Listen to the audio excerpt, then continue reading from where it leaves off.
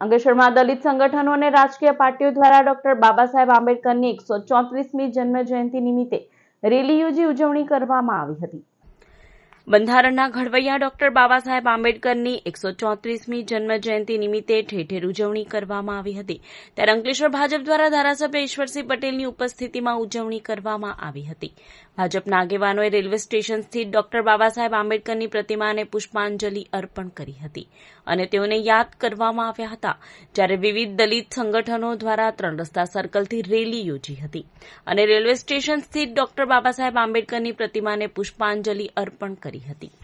બંધારણના ઘડવૈયા એવા ડોક્ટર બાબા સાહેબ આંબેડકરજીના આજે 134મી જન્મજયંતિ નિમિત્તે સહર્ષ નમન કરીએ છીએ.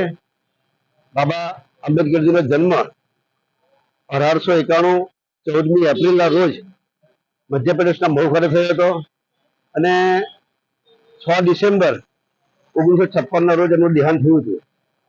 જેઓએ વિશ્વવિદ્યાલયની અંદર શિક્ષણ પ્રાપ્ત કરીને બ્રિટન, અમેરિકા, જર્મનીની અંદર પદવી પ્રાપ્ત કરી સ્નાતક થયા અને આપણે જોઈએ છે કે કાયદા વિભાગની પદવી પ્રાપ્ત કરીને દેશના પ્રથમ કાયદા મંત્રી તરીકે જવાબદારી નિભાવી.